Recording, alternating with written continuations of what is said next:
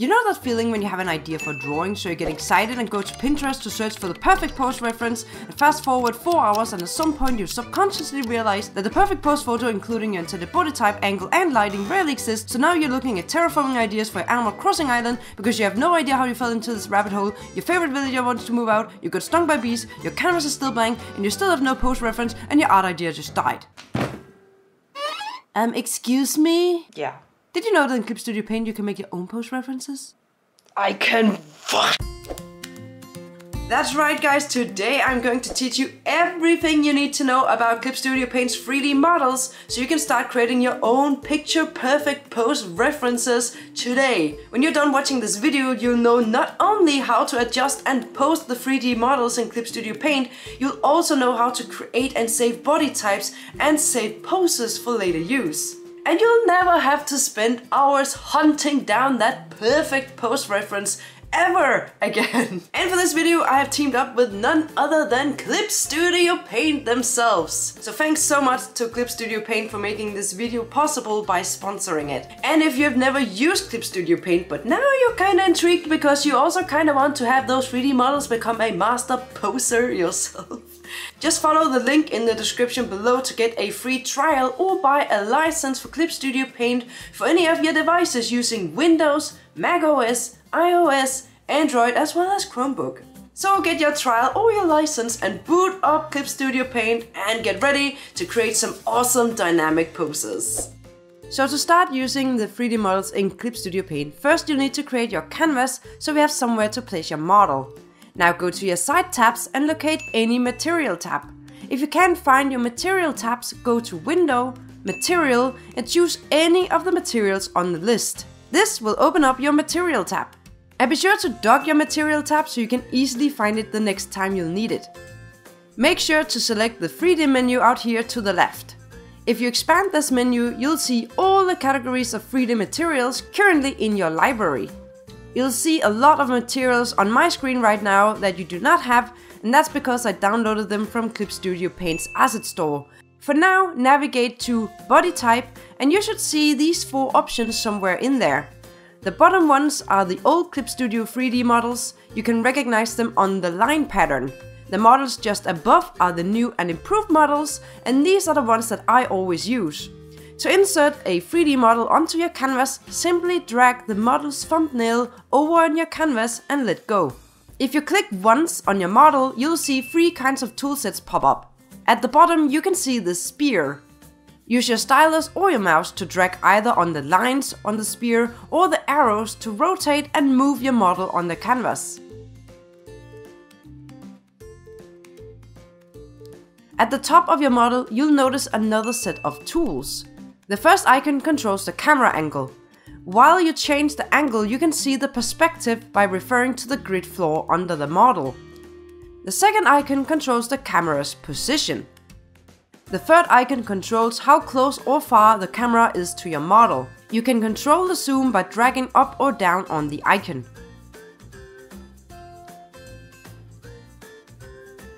The last 5 icons control the placement of the model in 3D space.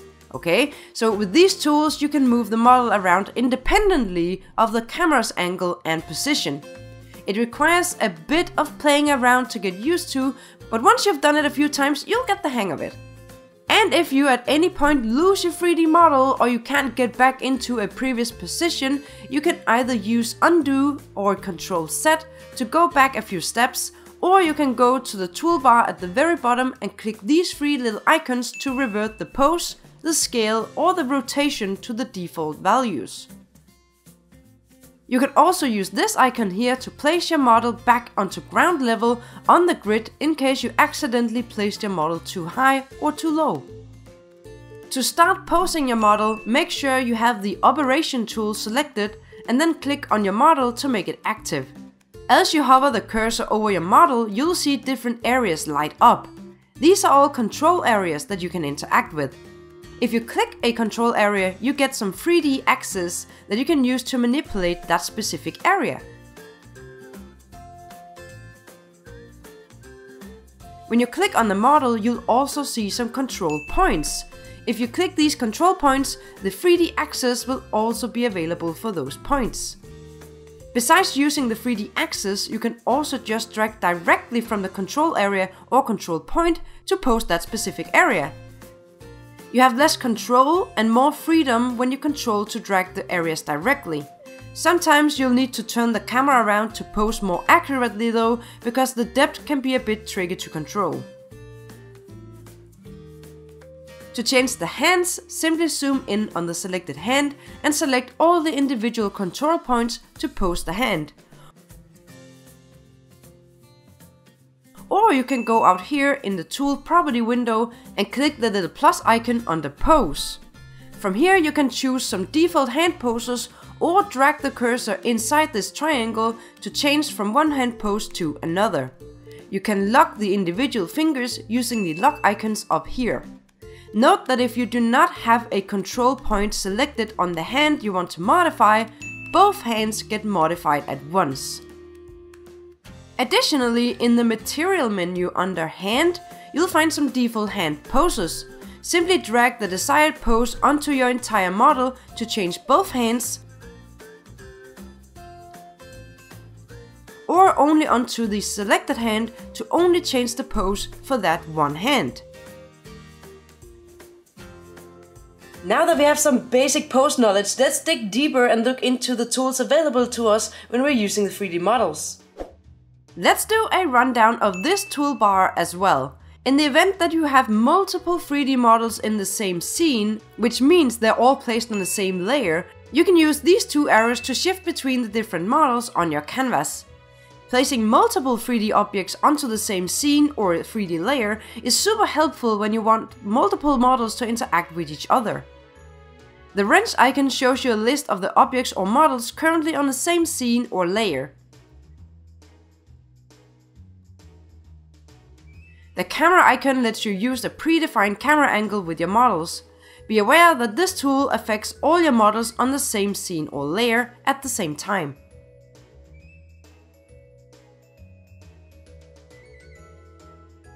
This icon, called Register Full Body Pose as Material, means that you can save your current pose. Say we created this pose here and we want to save it for later. You click on your model and then you click this icon. Now this window called Material Property pops up. Give your pose a name. You can choose to use an image as a thumbnail for your saved pose as well. I usually screenshot the pose and save it somewhere on my computer. Then I find it using this finder and select it as my thumbnail. Now over here to the right, navigate your way down to the folder you wish to save your pose in. Now I'm very organized, so I'll be saving my pose into the entire body folder under pose, since I'm saving a full body pose. Once you've done these three things, hit OK. Now you can delete your pose from the canvas without actually losing it. Whenever you need it, either navigate to the pose where you saved it and drag it onto your canvas, or you can drag your saved pose onto an already existing model on the canvas to replace the current pose with your saved pose. Like you can save an entire pose, it's also possible to only save a hand's pose.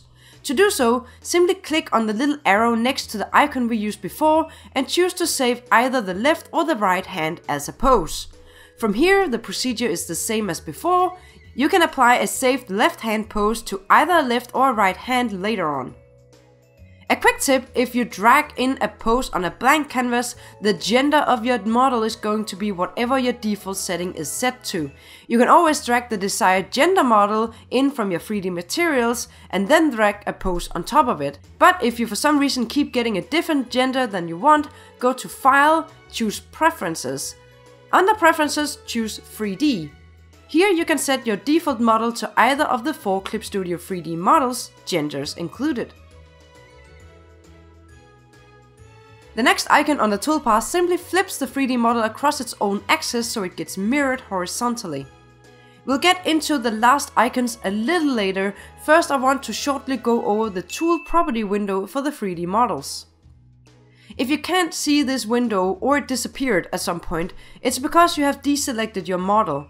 To interact with your model, go to the main toolbar and choose the Operation tool. Now you can interact with your model and it also opens up the tool property window. If the window is still not opening, go to Window and make sure that there's a little check mark next to Tool Property. Lots of the icons in this panel are the same as the icons in the bottom toolbar that we just looked at, so since they're just shortcuts to the same tool, I will skip them and instead focus on a few other things in this window. First of all, there's this one called Manga Perspective. Basically what this setting does, and it's pretty cool, it's emphasizing the depth in your pose to give you what Clip Studio Paint refers to as a more manga-inspired perspective. Basically, it makes whatever is close to the camera very big. You can check the option on and off, and it doesn't affect your pose at all, only the depth of the perspective. You can control the depth on the slider right here. The next setting is in regard to the light source. I actually use this setting a lot because it's a great reference for shading. First, make sure you use Apply Light Source. You can choose whether or not your model should cast a shadow onto the ground in this checkbox right here. Now this sphere here, it represents the 3D models in your scene. You can drag your cursor over the sphere to control the direction of the light source. The changes happen live, so you can see the preview directly on your 3D models in the scene.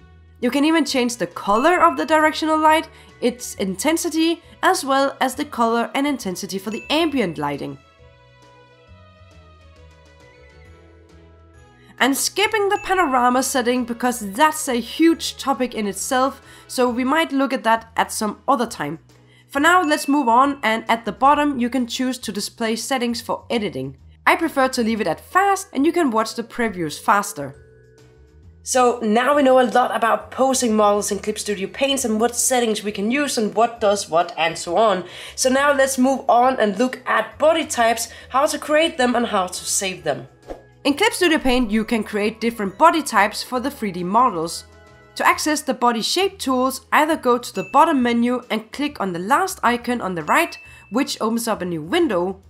Or you can go back into your tool property window and expand the little plus icon next to Change Body Type. The first slider lets you control the height of your model. The next slider is the head to body ratio. If you uncheck the Adjust Head to Body Ratio with height down here, you can control the head size yourself after adjusting your character's height. This is handy for when we want to create chibi models that have larger heads and smaller bodies. Below the sliders you'll find the main tool for changing the body type. You can choose to modify specific areas of the model by clicking on the different areas on the figure out here. If you prefer to change the entire body at once, click the beam out here to the left of the figure. Now you can drag inside this matrix here using the thumbnails in the background as your reference for which type of body that you want. And then you can further specify the body type by adjusting the individual areas. If you have some characters that you like to draw over and over and over again, and you'd like to have a 3D model of them with their body types, you can actually save a body type. Here's an example where I did it for my original character Damon, because he has this specific narrow and lean body type with bigger hands and big feet. So whenever I need to see him from a specific angle, I can just load in a random 3D model with his body type on, and there's my perfect reference. When you've created your body type, you can save it the same way as you save a pose. Make sure your model is selected and then click this button here that says Register Material. It's the exact same procedure as before, except I saved it under body type instead of pose. Now you can at any time go into your body type library and drag your saved body type onto a 3D model, and there's your saved body type. So in terms of actually transforming the 3D pose into 2D artwork is a very individual process. I like to first export a JPEG of the pose and use it as a reference throughout the entire process of the artwork, especially because I use the lighting a lot to reference my shading.